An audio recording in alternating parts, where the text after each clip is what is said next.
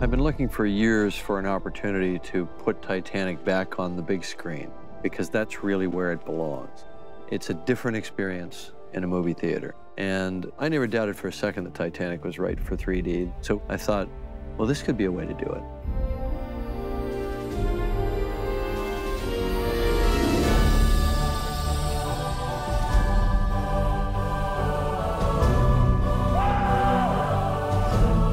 The funny thing is, I wasn't a big fanatic about Titanic. And then when the wreck was found by the Woods Hole team in 1985, that was really exciting.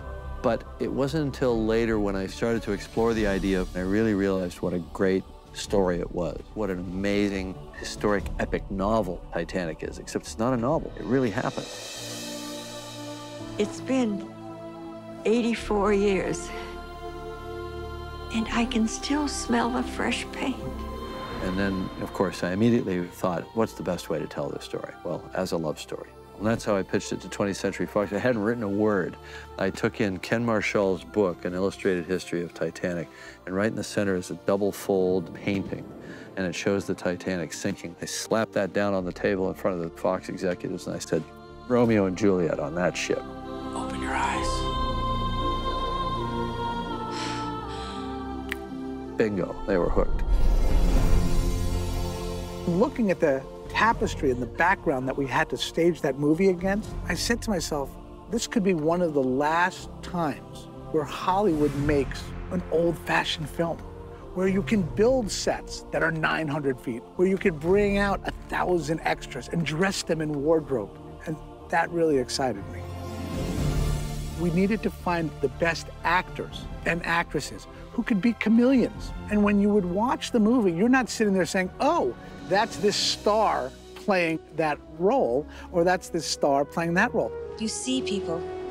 I see you.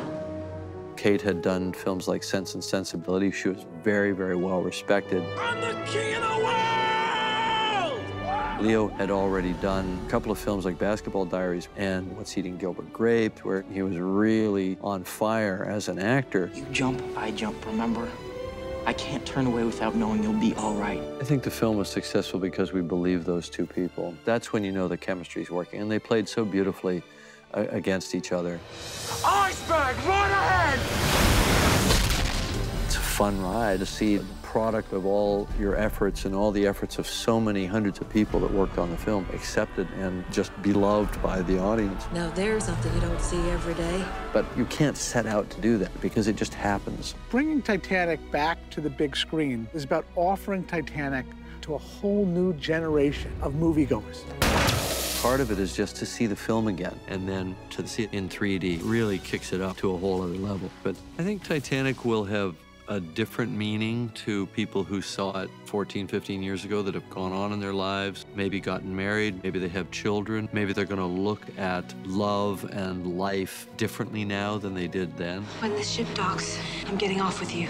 Maybe it'll be less about the glow of romantic love and more about that sense of duty and what we're here on this planet for and what we mean to each other that older audience members get out of it. So Titanic always has something for you, no matter what your age.